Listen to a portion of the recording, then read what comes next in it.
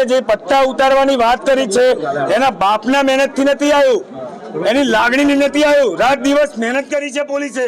એના માટે સરકારશ્રીને નમ્ર વિનંતી કે સખ્ત કાર્યવાહી કરવા યોગ્ય માગણી છે આ લોકોની. એના કોઈની બાપની જાગીર નથી કે ઉતારવાની વાતો કરે છે. જે બી એને કાયદાકીય રીતે જે સજા થતી હોય કરે, નકર આ જ આક્રોશ આખા ગુજરાતમાં જોવા મળશે. બનાસકાંઠામાં જિગ્નેશ મેવાણીનો ઉગ્ર વિરોધ જે છે તે અત્યારે જોવા મળી રહ્યો છે. પોલીસ પરિવારે જિલ્લા કલેક્ટરને આજે આવેદનપત્ર પણ પાઠવ્યું છે.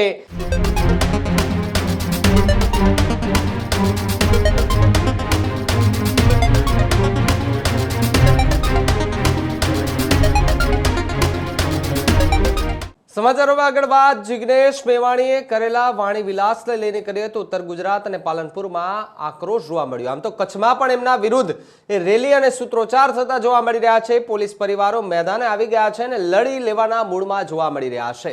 થરાદમાં મેવાણીના નિવેદન મામલે અત્યારે સૌથી મોટા સમાચાર સામે આવી રહ્યા છે કે જ્યાં પોલીસ પરિવાર મેદાને આવી ગયો છે. બનાસકાંઠામાં જિગ્નેશ મેવાણીનો ઉગ્ર વિરોધ જે છે તે અત્યારે જોવા મળી રહ્યો છે. પાલનપુર કલેક્ટર કચેરી ખાતે પોલીસ પરિવાર જે છે તે આજે એકત્રિત થયો છે.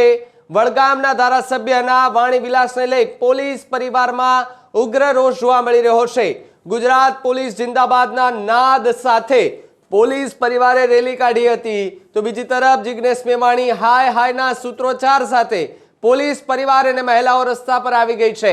પોલીસ પરિવારે જિલ્લા કલેક્ટરને આજે આવેદનપત્ર પણ પાઠવ્યું છે અને સાથે જ થરાદની અંદર જે જિગ્નેશ મેવાણી કે જેમણે જે વાણી વિલાસ કર્યો હતો તે મુદ્દે હાલ અત્યારે જે પોલીસ પરિવારો છે તે રસ્તા ઉપર આવી ગયા છે.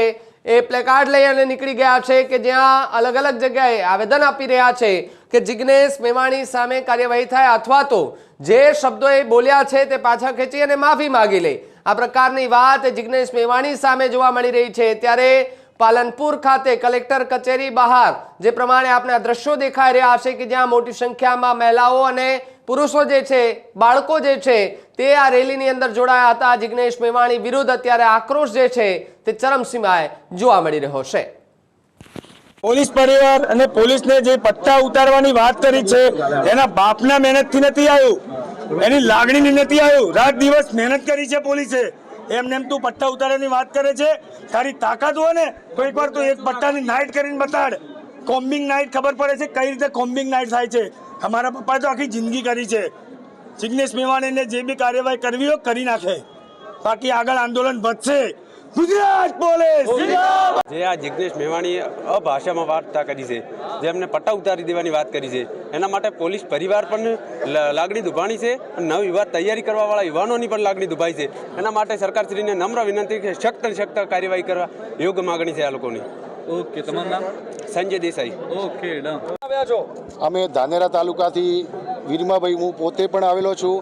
અમારા તાલુકામાં, થરાદ તાલુકામાં, બનાસકાંઠામાં, થરાદ વાવ તાલુકામાં જે કાર્યક્રમ પોલીસ ખૂબ સારી રીતે કરી રહી છે. આખા ગુજરાતમાં પણ પોલીસની કામગીરી ખૂબ સારી છે. રાત દિવસ મહેનત કરે છે. ખેડૂતના દીકરાઓ છે, આજ ભણી ખૂબ અથાત મહેનત કરીને ભણાવી અને ગણાવીને તો પોલીસ નોકરી લેતા હોય અને એમાં તો ચૂંટાયેલા અધિકારી 5 વર્ષ માટે આવેલા એ એમ કહેતા કે અમે પટ્ટા ઉતરાવી દઈએ. એ પટ્ટા ઉતારવાનો એમનો અધિકાર પણ નથી, એમને પણ અધિકાર પોખતો પણ નથી. એટલે સરકારશ્રીને મારી વિનંતી છે કે તાત્કાલિક ખરાબ શબ્દ ઉગ્ર ભાષણ કર્યું એ ખરેખર માફી માગવી જોઈએ. અમારી પણ વિનંતી છે. આજે અમારે સુરક્ષિત છીએ તો પોલીસના કારણે સુરક્ષિત છીએ, ગામડામાં શહેરોમાં પણ સુરક્ષિત છીએ. એટલે અમારી પણ વિનંતી છે કે વારંવાર આવા શબ્દ વાપરે એમને પાછળ વિચારવું જોઈએ સરકારને, અને જે શબ્દ વાપર્યા છે ખરાબ એમને પણ પાછા ખેંચવા જોઈએ. મારી પણ આવી વિનંતી છે કે આપનું નામ? મારું પટેલ વીરમાભાઈ રૂપાભાઈ, ગામ સરાલ, તાલુકો ધાનેરા. જોવા મળી રહ્યો છે. હું મોટા ગામના એક નાગરિક તરીકે મારું ગામ ઘણા બધા 200 થી 250 કરતાં વધારે યુવાનો પોલીસની અલગ અલગ દિશામાં નોકરી કરે છે. જિગ્નેશ મેવાણી દ્વારા થરાદ ખાતે જે પોલીસ સ્ટેશનમાં જઈને જે વાણી વિલાસ કર્યો છે એ તદ્દન ખોટો અને ખરાબ છે. એને આવો વાણી વિલાસ ન કરવો જોઈએ. રાત દિવસ મહેનત કરીને સવારે 4 અને 5 વાગે ઉઠીને એક ખેડૂતનો દીકરો જ્યારે પોલીસમાં લાગતો હોય છે એ એનો સંઘર્ષ હોય છે, રાત દિવસ 24 કલાકમાંથી 12 કલાક મહેનત કરે છે ત્યારે પોલીસમાં લાગે છે અને પટ્ટા અને ટોપી ઉતારવાની વાતો કરે છે એ એના મહેનતથી એને 58 વર્ષથી કે 60 વર્ષ સુધી એને ટોપી અને પટ્ટો મળ્યો છે એ એના કોઈની બાપની જાગીર નથી કે ઉતારવાની વાતો કરે છે। 5 વર્ષ માટે તમે ધારાસભ્ય છો તો તમે લિમિટમાં બોલો, આ રીતે કોઈના પોલીસ પરિવાર પર કે પોલીસના દીકરાઓ પર આ બોલવું એ અયોગ્ય વસ્તુ છે।